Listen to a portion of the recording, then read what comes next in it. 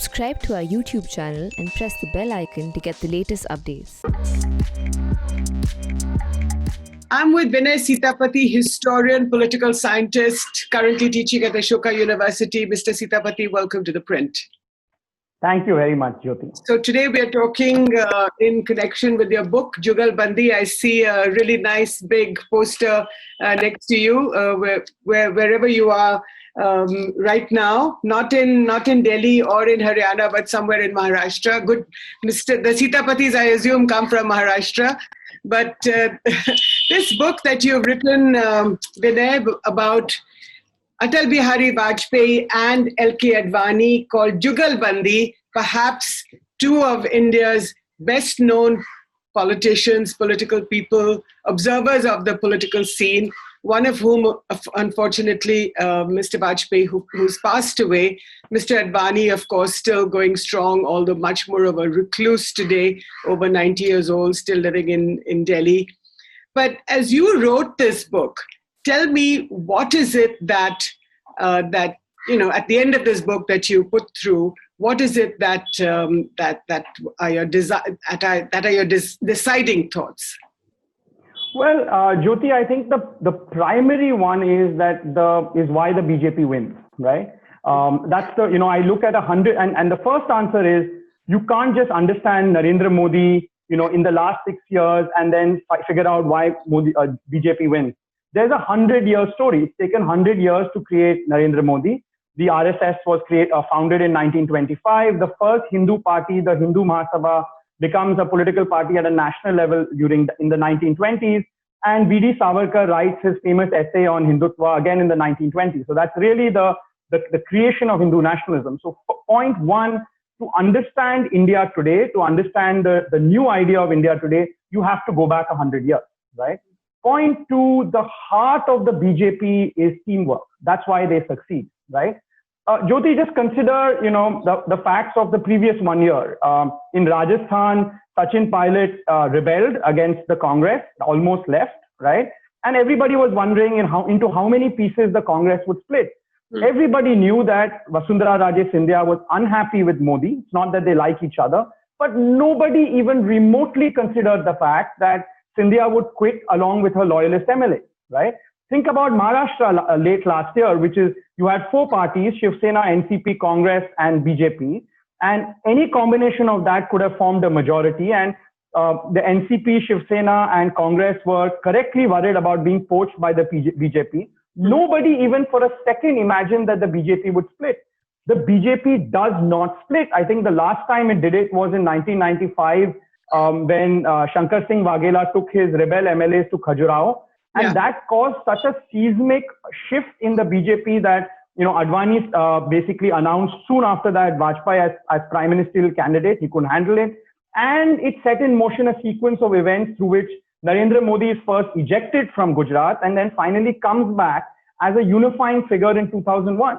The BJP's secret sauce in Indian politics is this, what I call in the book Hindu Fevicol. They don't split. And in contrast, the Congress, NCP, regional parties are constantly breaking up, mainly because of personality schisms and sometimes because of ideology. Now, look, the BJP has very different ideologies within. You read that in the book, Jyoti, and they have very different personalities. Vajpayee and Advani could not have been more unalike, right? Yeah. But ultimately, even when the personal relationship between them became very bitter, when the BJP was in power from 98 to 2004, it was like the odd couple that you see squabbling in the park. They fight, but they never divorce. The fact that the BJP organization doesn't divorce is the key, secret to their success. Of course, there are other reasons why the BJP wins, but this is the most understudied.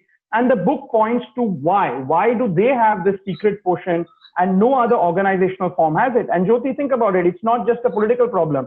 In India, corporate boardrooms, brothers are fighting with each other, the two Ambanis, right? Yeah. Indians don't like to work as a team. They have egos, they have difference of opinion. We'll come to that, Vinay, but several questions from what you've just said. Let's just go back to 1995, and I'm not going to take you back 100 years to when Savarkar forms and basically sort of creates this whole sort of underpinning of Hindu nationalism. But let's go back to 1995 and what you just said.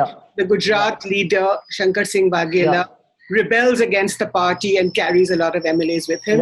In the aftermath of which, L.K. Advani and Atal Bihari Vajpayee, who by then have already formed this Jugalbandi that you talk about, and Advani cedes to Vajpayee and makes him the leader of the party, or Mr. Vajpayee becomes the leader of the party. Now, what happens then and why does it happen? So, Jyoti, the book begins with that story because it really communicates what is special about the Vajpayee-Advani relationship and what is different about the BJP. Yeah. Between 1980s, until from 1968 to 1986, Vajpayee is the Raja of political Hinduism, right? He's the head of the Jan Sangh after Deen Dayal Upadhyay's death, and he also is really the head of he founds the BJP after his own image, and he wants it to be a moderate, secular, socialist party. They lose the election in 1984, famously, as you know, Jyoti, reduced to 2 seats. Yeah. And in 1986, he loses his own seat as well.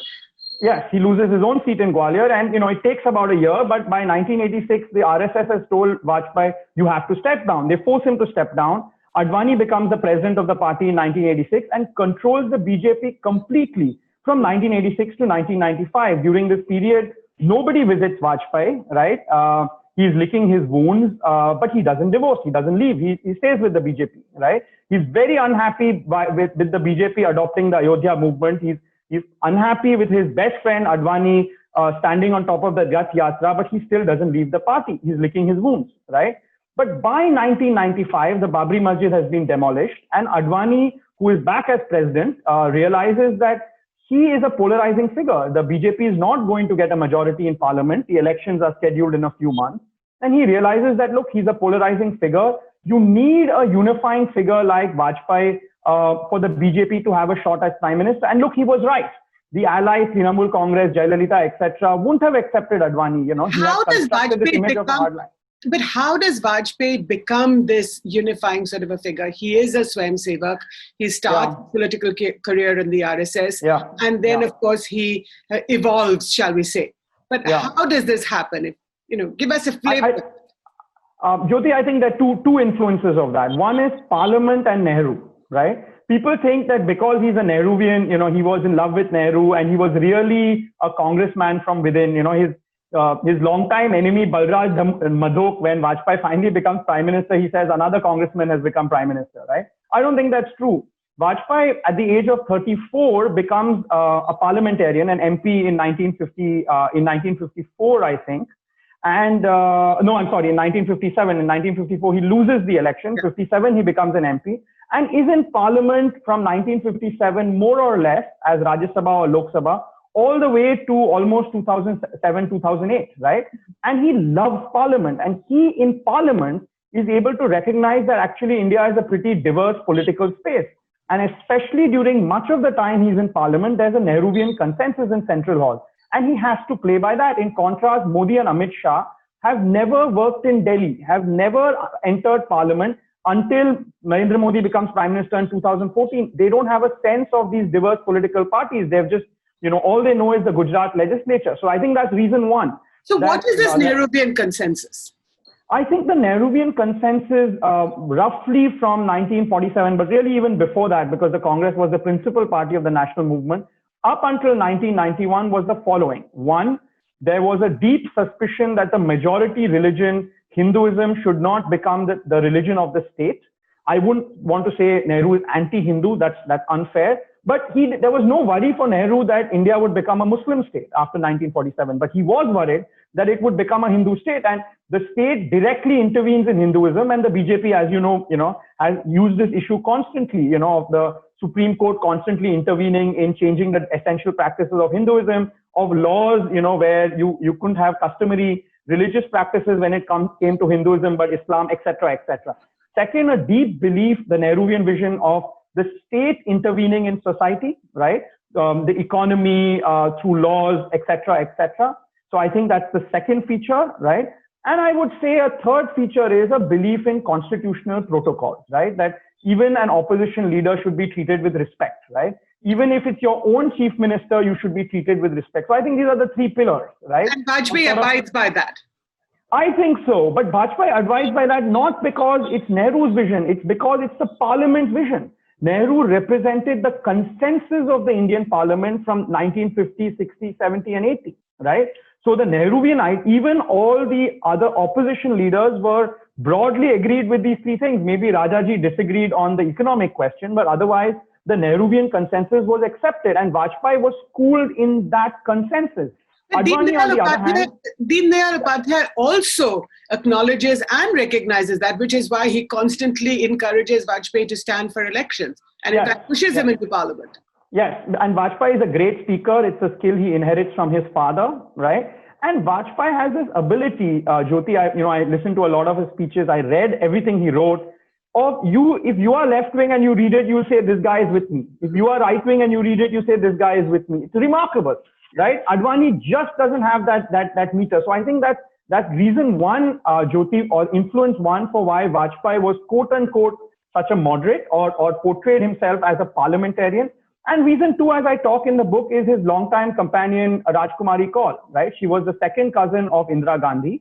Vajpayee and Rajkumari Kaul fall in love in the 1940s. They are both students in Gwalior, but that relationship never fructifies. Do they really fall in love?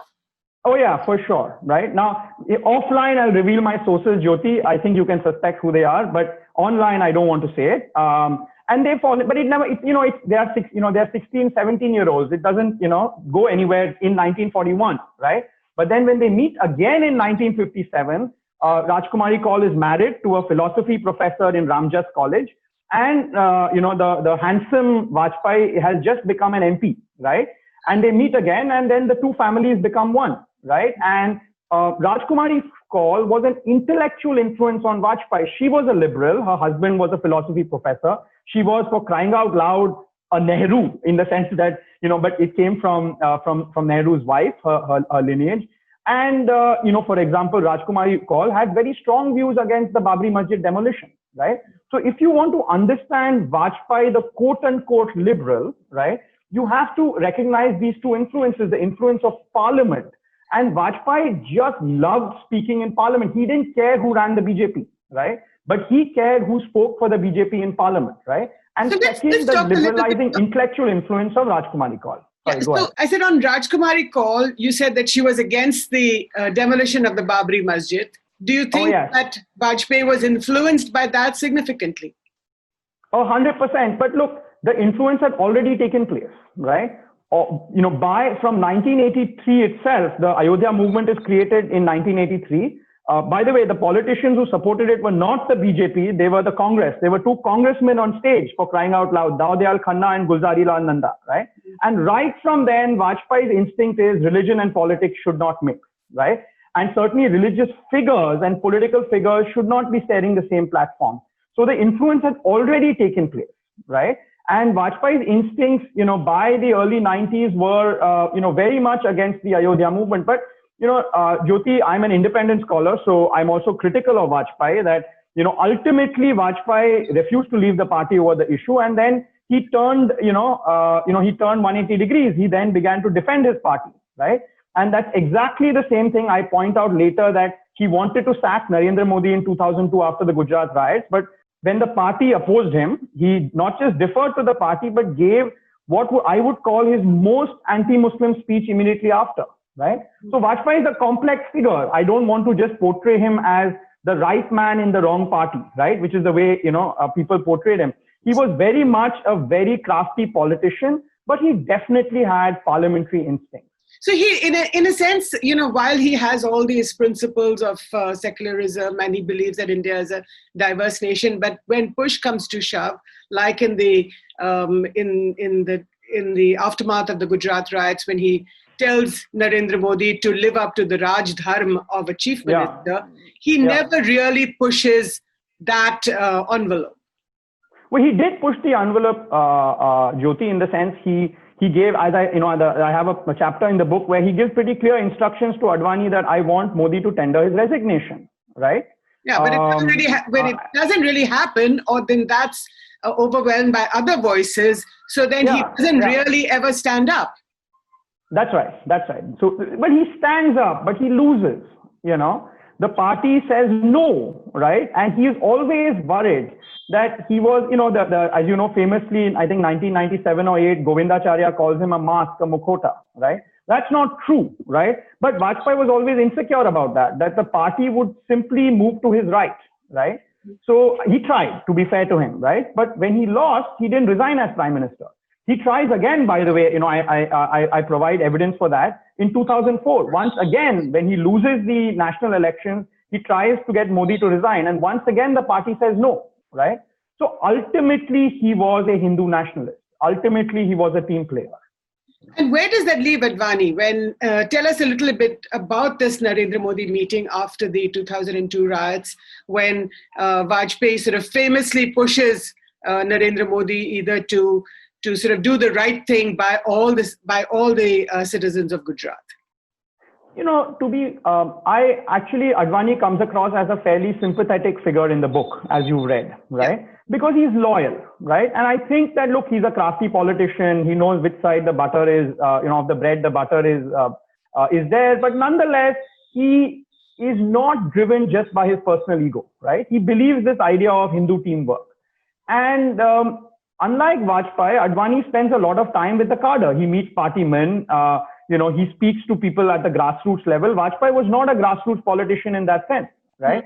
And Advani realizes that while secular liberals have seen the Gujarat riots through the prism of 1,200 Muslims or nearly of 1,200 riot victims being killed, the BJP cadre, the VHP cadre sees Gujarat only through the prism of Godhra, that 59 Hindu activists were burned. That was the prism that they see it through, right? And they decide to take a stand, and Advani realizes that, right? Advani, again, first instinct after the killing of Ehsan Jafri is, we don't want a Hindu Taliban, right? But very quickly he realizes that the rest of the cadre are supporting Narendra Modi, right? And both these characters, are in some sense guest artists, right? They are always having this anxiety: will the RSS back us? Will the VHP back us? Right? Advani has much more of his ear to what the saffron cadre think compared to Vajpayee. I think Vajpayee cares a little more about what Parliament thinks. Advani cares a little more about what the BJP worker thinks. And Advani basically decides to stand down basically stand up and be counted on this issue. And as I point out, Jyoti, relations between the two of them and their families are quite bad at that time, right? And all through his life, Advani has basically deferred to Vajpayee. The real puzzle is, why did he pick up all things Narendra Modi to take a stand on? And the answer is that he realized that Narendra Modi's vision was shared by everyone else in the movement. Vajpayee and Vajpayee especially was a minority, right? Frankly, by December 2002, so the fight between Vajpayee and Advani over Modi is in April 2002, soon after the riot. Yeah. But in December 2002, Modi calls elections. He wins in Gujarat, and he gets more than the BJP has ever got in Gujarat, right? That's the biggest validation. And so, to me, the end of Vajpayee-Advani Jugalbandi and the beginning of Modi-Shah is the 2002 December elections, not the riot, because it validates the Modi model that hardline Hindutva can actually win elections, right? Whereas, Yeah, absolutely. And yet Advani, after, he sort of helps Narendra Modi's crowning, as it were, to take place. Yes. After that, he goes to Pakistan, goes to the mausoleum of Jinnah, and, it's a sort of a mea culpa. What do you make of that? I won't call it a mea culpa. I would say, one of the puzzles, Jyoti, that I realized while researching this book is that the biggest Macaulay Putra, English-speaking type in the BJP is Lal Krishna Advani, right? He spoke, before he came to India in 1947-48, he spoke English and Sindhi. He didn't speak Hindi. He didn't speak Marathi, right? He goes to a missionary school, St. Patrick's, right? He reads, English books for fun. If it hadn't been for the tragedy of partition, which dispossessed his family, right? This rich English-speaking type would have never been a member of the Jansangh and BJP, right? So he doesn't have an anti-Muslim bone in his body, if you ask me, right?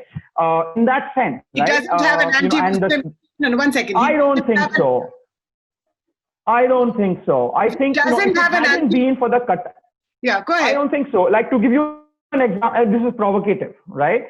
But to give you an example, he pushed for the rapprochement with Pakistan during the Vajpayee years as much as Vajpayee, right? So in some sense, him going to say, to Pakistan and saying that about Jinnah is part of Advani. How does he push for the rapprochement with Pakistan, with Parvez Musharraf? Tell us about that.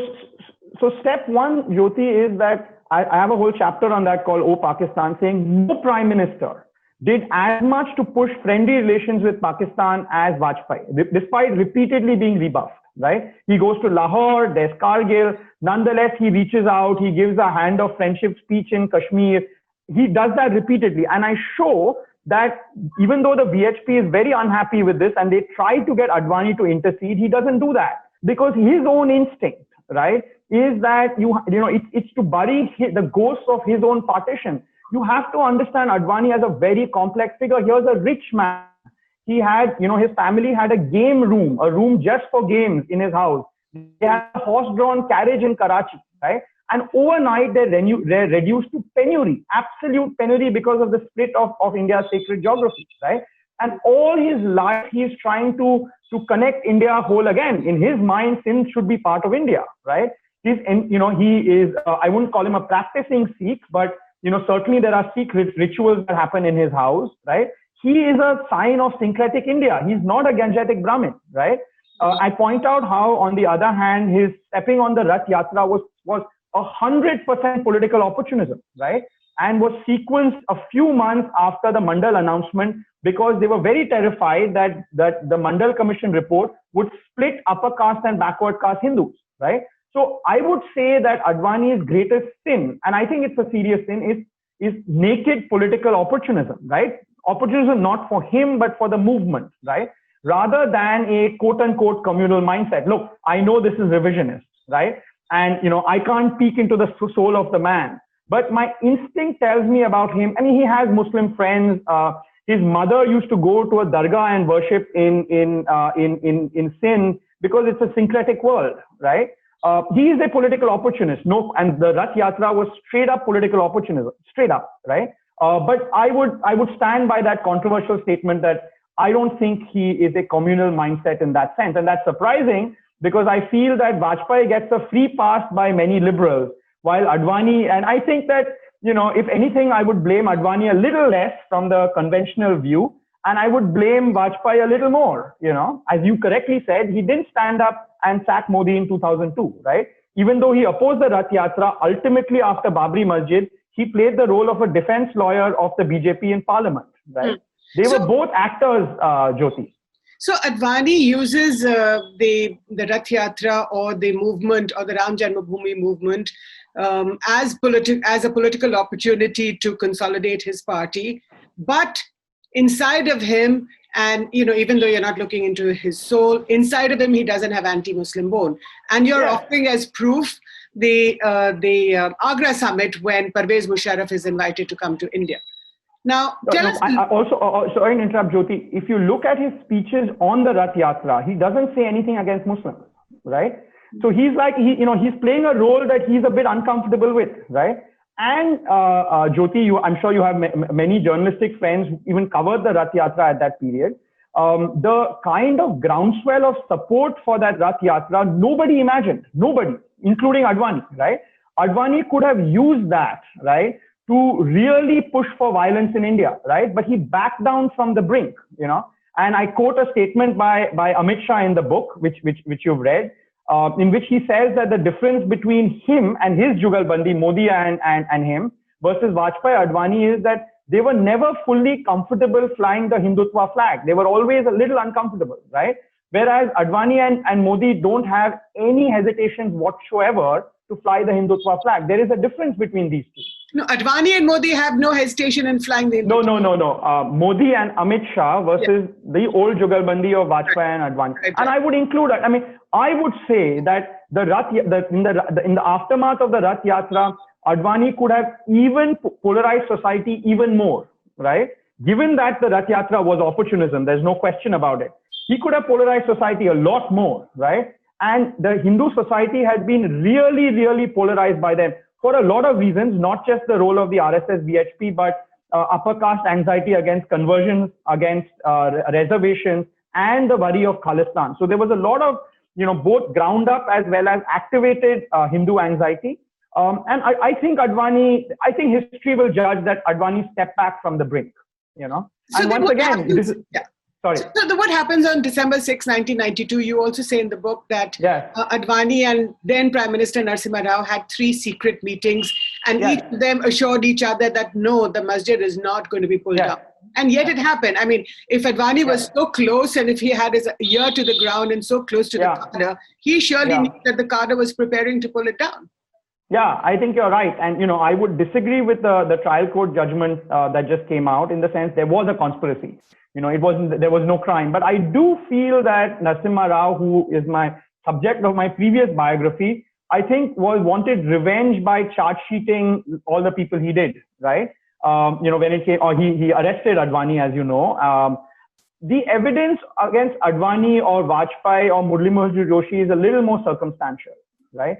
Keep in mind, Jyoti, that, as I point out in the book, the BJP had a vested interest in keeping the mosque standing, right? Because as long as the mosque is standing, you can constantly appeal to Hindu grievance, right? Ironically, what happens is the day the mosques fall, the ability of the BJP to mobilize on the basis of Ram Janmabhoomi vanishes. You know that between December 92 and 96, the BJP actually doesn't do very well. It loses in Uttar Pradesh, right? So I think that if anything, the BJP's game was to keep the mosque atop, to constantly remind Hindus this is a symbol of your humiliation, right? So what are you saying? So what are you saying then? Are you saying that? I think things went out of control. Look, there was a conspiracy, right? I think there's no question. Are you saying that Narasimha Rao knew that there was this conspiracy, that something was happening on the ground, and then he shut his eyes? No, I don't think so. I wrote a whole chapter in my book on Narasimha Rao saying the opposite. I definitely think members of the VHP knew what was going on, right? I'm less sure about the RSS. I think the Shiv Sena did. I think the Bajrang Dal did, right? The question is, were all of these people answering to Advani, or was he merely an opportunist riding a lion that he couldn't control, right? That's the question, right? Yeah. I think it's the latter. I think he was, he just, he knew that there was this movement, and if he didn't try to take leadership of it, the movement would find another leader, right? That's what I suspect. The deeper question, Jyoti, is another one, right? Which is that as you know, the BJP kept saying we're going to destroy the mosque. They didn't say it on December 6th. They've been saying it from 1983, right? Which is when the Ayodhya, and 1989 is when the BJP adopts the Ayodhya movement formally. By the way, several years after the Congress does it, right? The real tension you have to ask, Jyoti, is between the principle of secularism and the principle of democracy. To give you an example, in June 91, Kalyan Singh becomes Chief Minister of Uttar Pradesh, right? This is a man who's part of the movement to destroy the mosque, right? And now he's the Chief Minister constitutionally vowing to protect the mosque, right? Right. I'm asking you, Jyoti, what should you do? Should you ask Kalyan Singh to step down? Should you make a rule that the BJP should not become a government in India or any state unless they change their mind when it comes to secularism? That's the tension, right? By just making it a simple question of, is the mosque standing, is the mosque not standing? I think Indian liberals forget that the core tension here is a very popular party that doesn't believe in the Nehruvian idea of secularism, and democracy supports them, versus the constitutional principle of secularism. And there's no easy answer to that clash, right? That's right. And sort of having a forensic analysis on what happened in December 6th will never help answer that question, right? So if you believe in democracy, you have to put up with this vision of India being a Hindu majority country, right? This is a really fascinating tension, because it's not just between secularism and democracy, but it also is embodied in these two figures that you talk about, Advani and Vajpayee. Vajpayee goes home after the Lucknow meeting on the 5th of December and basically, washes his hands off. I mean, that may be cruel, but Advani goes into the battlefield, as it were, into Ayodhya, and watches the mosque fall. Although you say in your book, and you believe that he didn't really want the mosque to be demolished. Or certainly not on that day, right? But look, I'm speculating, Jyoti. The courts have already spoken. Yeah, but, sure. And I know what I'm saying is controversial, and I'm not trying to give them a clean sheet. I'm saying the guilt of the BJP is a decade old. Don't just reduce it to the events of December 6, 1992, So Vajpayee then goes, he's very, very disturbed by the demolition of the mosque. You also said earlier that that Mrs. Kaul was a huge influence on him. But I just want to ask you about this influence of Mrs. Kaul on then Prime Minister Vajpayee. What was this influence? I mean, in today's India, and certainly at the time, an unmarried man doesn't live with a married woman and her husband and her. No, they were in a relationship, Jyoti. I don't want to use euphemisms here.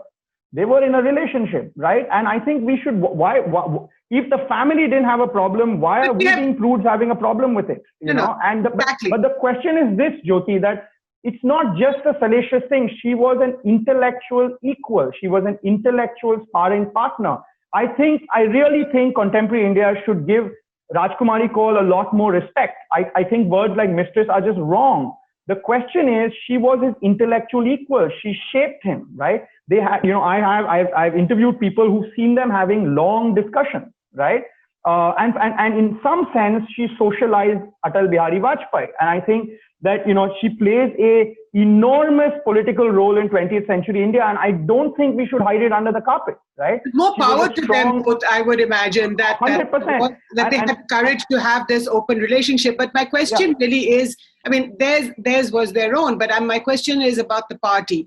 How did the BJP react to this very public demonstration? Well, so actually that's an interesting question, because as I've written in the book, Jyoti, that around 1965, the RSS calls a meeting because they says this, because they believe that Golwalkar, who's the head of the RSS at that time, feels that this relationship will give the Jan Sangh and RSS, at that time it was called the Jan Sangh, the predecessor to the BJP, a bad name, right? And different people in the RSS have different views. I mentioned in the book that some senior RSS leaders say that, look, let Vajpayee and Mrs. Kaul just get married, Nanaji Deshmukh, right? Others feel that, look, this is a private issue, this should not concern us. But Golwalkar, compared to other RSS functionaries, was a religious figure, right?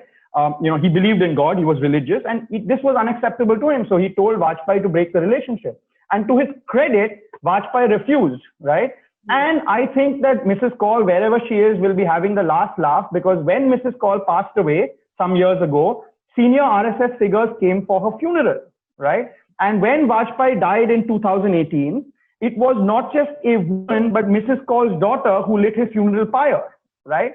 So Vajpayee, and more importantly, Rajkumari Kaul, if the battle is between the RSS and Mrs. Kaul won, RSS 0, right?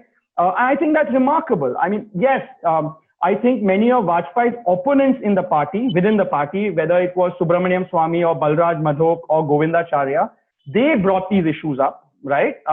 But frankly, and I really admire Vajpayee for that he was not a hypocrite, right? That he, Absolutely. and he was not. Yeah. And frankly, I think we must talk about Mrs. Kaul, because if we don't talk about it, then she gets whispered. And I think that's awful, right? That treat her like a political intellectual, treat her like an influence, right? And then we can critique that influence, or we can agree with that influence, right? But talk about her honestly and straightforwardly. So the fact that she was a Kashmiri Pandit, now I'm asking you to extrapolate, and I'm wondering if I'm making, much too much of a jump. But Vajpayee's own sort of views on Kashmir, his famous sort of meeting in Srinagar after the failure of the Agra summit, and he goes and he says, Kashmiriyat, Jamhuriyat और इंसानियत के दायरे में India और Pakistan के बीच जो है, they can have a solution. Now, what does that mean?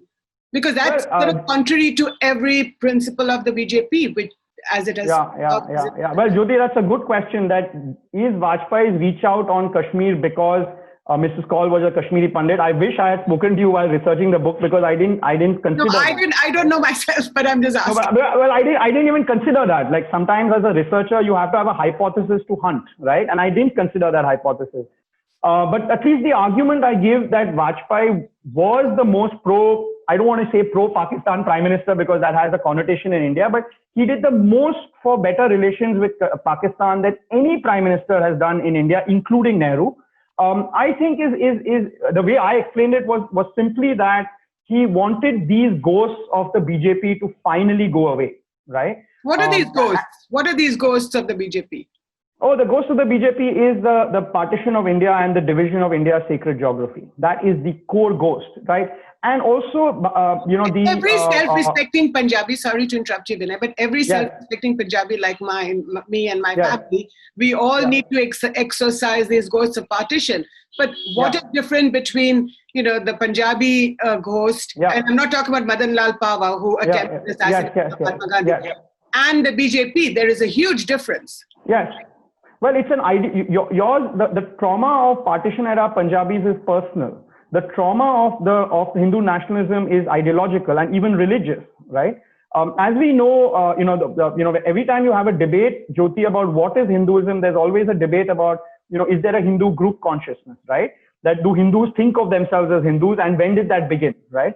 But I think it's undebatable that a key feature of Hinduism that is very old is an idea of sacred geography. You see it in the Puranas in the 3rd, 4th century AD itself, of Hinduism having these sacred sites from the snowy mountain to the sea, right? And as Advani himself said, the Sindhu River, and the Sindhu River and Sindh is very much part of that sacred geography, that there's something special about this territory, right? And Hindu nationalism uses that a lot, that look, the Hinduism has a nationality. Hinduism is based on this particular region, right? And the splitting of that geography plays a very big part. And Jyoti, it's a good question you asked, because one strand of Hindu, if you didn't know this about Hindu nationalism, you'd say that, Savarkar should be thrilled because, suddenly the percentage of Muslims from pre-partition India has been halved, right? In post-independence India, Hindus are an even bigger majority, from 75 to 80%, and Muslims go from being about 26% to about 13% today, right? There is no effective Muslim politics because the people worst hit by partition are Muslims who remain behind in India, right? But what is very surprising, Jyoti, is that the BJP, the Hindu Mahasabha, the Jan Sangh don't think that way, saying good thing, right? Now we have a land where we are a demographic majority. They still obsess, and they're not obsessing about the people of Pakistan. It's the land, and it's the I spend a lot of time saying in the book that Hindu nationalism is modern. It's a response to elections, but this is the aspect of Hindu nationalism which is a continuity from past Hinduism, from traditional Hinduism, which is an emphasis on the religious geography.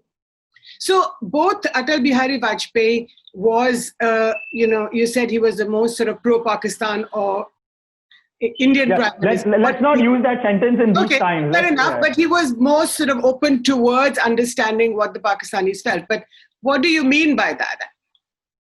I think he, even so, as you said in your earlier question, he even gave a speech in Kashmir. Again, the genius of Vajpayee is you can never pin down those sentences, right? But he said that, this is the famous hand of friendship speech, that we will solve the Kashmir issue on the basis of Insaniyat, Jamhuriyat, and something else, right? He didn't say the Indian constitution. And everybody noticed that, because every Indian prime minister says the solution to Kashmir is under the Indian constitution. He didn't say that, right? He also told Kashmiris that we are busy in Delhi redrawing the map. What is that supposed to mean, right? And again, if anyone else would have slipped in the way they say these sentences, but Vajpayee was so careful, the craftsman of Hindi words, that he could say something that conveyed something to the Kashmiris without irritating the RSS. And Advani tried this. He, as you mentioned, he goes in 2005 to Pakistan, and he writes, about Jinnah, but he calls Jinnah a secularist. Look, Vajpayee did pretty much the same thing when he went, right? But he knew exactly what not to say and what to say. Advani just didn't have that talent, right? And the RSS goes crazy when Advani goes to Jinnah's Masjid. Yeah. No. It's not that he went. He also said he was an ambassador of Hindu-Muslim unity. That's right. Vajpayee would not make that. That was Vajpayee's genius, right? I mean, people, many people say that Obama had this in his, when he was campaigning for the first time, that if you were a Republican, you'd say this guy, is somebody who speaks to me. If you're a Democrat, you'd say this guy speaks to me. Vajpayee had that talent, right? And he was a very clever guy. He was very, very careful. Like, people made fun of his silences, right? Saying that, in between Vajpayee speeches, you should put advertisements because there are long pauses. But those long pauses are allowing his different audiences to come to different conclusions, right? He was very, very good. But Advani, when the Agra summit takes place, he's the one, you write in your book, who actually did the groundwork for the Agra summit. And we Yes. give all the credit to Vajpayee, but actually Yes. it's Advani. Well, yeah, look, the political leader was Vajpayee, so the primary credit must go to him. But Advani did the groundwork. He had secret meetings with the Pakistani High Commissioner to India, right? He wanted to find out who. Yeah. And look, and this is really gutsy because Musharraf is the butcher of Kargil, right? But here is Advani soon after that saying that, look, we can't help it. Musharraf has come to power. We like Nawaz Sharif, but he's in jail, right? So let's try to deal with this guy. And, I quote Advani, telling the British High Commissioner a little earlier that it's only the BJP who can make peace with Pakistan, just like it was only Nixon who could reach out to China.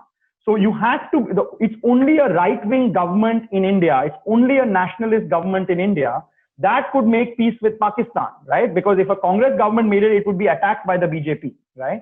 And I think he was quite rational about this. And, I mentioned there, Jyoti, that in that same 2005 trip, when he goes to Pakistan, he goes to his alma mater, St. Patrick's, and all the boys there are singing for "He's a Jolly Good Fellow," and Advani starts crying, right? And I did at the end of this book, look, I did meet Advani for this book, but, for a variety of reasons, I'll get onto you offline. I think the family got a little suspicious of me, so I didn't get the kind of access. But, for me, the facts is what matters. And I left this book feeling that Advani really hasn't got his due, right? And not to take away from Vajpayee's genius, but, they were a jugalbandi. You cannot understand one without understanding the other. So last question, Vinay, is, the connection that you will make or have begun to make with the current dispensation, the Jugalbandi in town, which is Prime Minister Modi and Home Minister Amit Shah. How do you make that connection? Well, so at one level, it's an emphasis on teamwork, right? I think that's the first level, right? And Jyoti, the BJP always needs a Jugalbandi, right? The Vajpayee-Advani Jugalbandi and the Amit Shah Modi Jugalbandi are predated in the founding of the Jansangh itself by the Deen Dayal Upadhyay and Shyam Prasad Mukherjee Jugalbandi, right?